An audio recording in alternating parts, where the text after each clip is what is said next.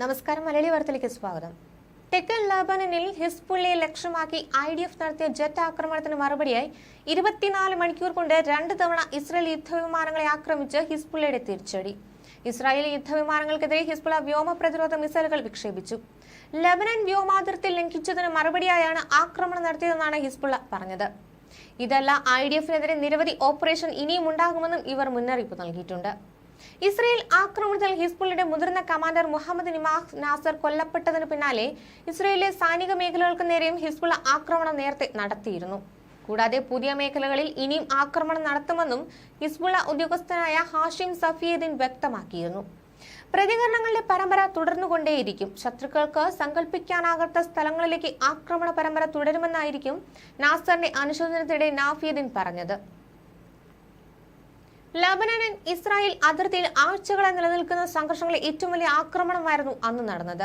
അധിനിവേശ Syrian Golan ഹൈറൈസിലേക്ക് കത്യൂഷ റോക്കറ്റുകളും ഫലാക് റോക്കറ്റുകളും അടക്കം വിക്ഷേപിക്കുകയായിരുന്നു. ഹിസ്ബുള്ളയുടെ ആക്രമണത്തെ തുടർന്ന് ഗലീലിലും അധിനിവേശ ഗോലാൻ ഹൈലൈറ്റ്സിലും 10ഓളം സ്ഥലങ്ങളിൽ തീപിടുത്തമുണ്ടായി. ഇസ്രായേലിലെ അതിർത്തി പ്രദേശങ്ങളിൽ വൻതോതിലുള്ള ആക്രമണങ്ങൾ അഴിച്ചുവിടുമെന്നാണ് ഹിസ്ബുള്ളയുടെ അവകാശവാദം. ഇസ്രായേൽ പ്രതിരോധ സേനാ പീരങ്കികളും വ്യോമാക്രമണങ്ങളും ഉപയോഗിച്ചാണ് ഇതിന് മറുപടി നൽകുന്നത്. മിഡിൽ ഈസ്റ്റിലെ ഏറ്റവും പ്രധാനപ്പെട്ട ഇസ്ലാമിക പ്രസ്ഥാനങ്ങളിൽ ഒന്നാണ് ഹിസ്ബുള്ള. ഇറാനിയന്റെ പിന്തുണയോടെ ചില സംഘടനകളുടെ സഹായത്തോടെയാണ് ഇത് പ്രവർത്തിക്കുന്നത്. ലബനനിൽ ആസ്ഥാനമായി പ്രവർത്തിക്കുന്ന പാർട്ടിക്ക് ശക്തമായ ഒരു സൈനിക വിഭാഗവുമുണ്ട്. വലിയ സ്വാധീനമുള്ള ഒരു രാഷ്ട്രീയ പാർട്ടി കൂടിയാണ് ഹിസ്ബുള്ള. TV സ്റ്റേഷനുകളും ക്ലിനിക്കുകളും സ്കൂളുകളും ഉൾപ്പെടെയുള്ള സേവനങ്ങളുടെ വിപുലമായ ശൃംഖലയും ഇവർ കൈകാര്യം ചെയ്യുന്നുണ്ട്.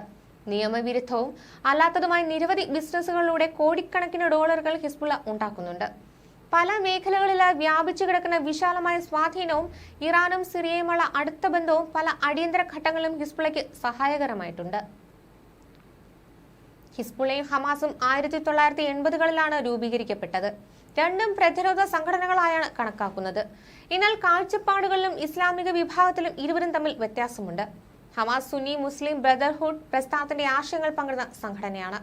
എന്നാൽ ഹിസ്ബുള്ളയുടെ ആശയപരമായ ഉറവ ഇറാനിൽ നടന്ന ഇസ്ലാമിക വിപ്ലവമാണ്. എങ്കിലും രണ്ടു സംഘടനകളും ദീർഘകാലങ്ങളായി സഖ്യകക്ഷികളാണ്. ലബനനിലെ പർവ്വതങ്ങളിൽ സ്നൈപ്പർ റൈഫിളുകൾ, സ്കീഡുകൾ എന്നിവ ഉപയോഗിച്ച് പോരാളികൾക്ക് പരിശീലനം നൽകുന്ന ഹിസ്ബുള്ളയുടെ വീഡിയോകൾ പുറത്തു വന്നിരുന്നു. ഹിസ്ബുള്ളയ്ക്ക് 2000 സൈനികർ ഉണ്ടെന്നാണ് കണക്കുകൾ. കൃത്യമായ പരിശീലനം ലഭിച്ചവരും 30,000 പേരെ അധികമായി ചേർത്ത് സംഘം വിപുലീകരിക്കാനും സാധിക്കും. തെക്കൻ ലബനനിലെ ഹിസ്ബുള്ളയുടെ ശക്തി കേന്ദ്രങ്ങൾ, അടുത്തുള്ള ബങ്കറുകൾ, തുരങ്കങ്ങൾ, ഭൂഗർഭ സംഭരണ ഡിപ്പോകൾ എന്നിവ സംരക്ഷിക്കപ്പെടുന്നു. ഹിസ്ബുള്ളയ്ക്ക് ദീർഘദൂര മിസൈലുകളുടെ വിപുലമായ ശേഖരവുമുണ്ട് എന്നത് നിർണായകമാണ്. അത് ഇസ്രയേലിൽ എവിടെയും ആക്രമിക്കാനും അടിസ്ഥാന സൗകര്യങ്ങൾ നശിപ്പിക്കാനും ജനവാസ കേന്ദ്രങ്ങളെ തകർക്കാനും പ്രതിരോധ കവചങ്ങളെ മറികടക്കാനും സാധിക്കും. നിലവിൽ വലിയ ആക്രമണത്തിലേക്ക് ഹിസ്ബുള്ള കടന്നാൽ അത് ഇപ്പോഴത്തെ അവസ്ഥയെ കൂടുതൽ രൂക്ഷമാക്കും. ഇത് ഇസ്രയേലിന്റെ രക്തരൂക്ഷിതവും പ്രയാസകരമായ ദ്വിമുഖ സംഘർഷത്തിലേക്ക് നയിക്കും. ന്യൂസ് ഡെസ്ക് മലയാളി വാർത്ത.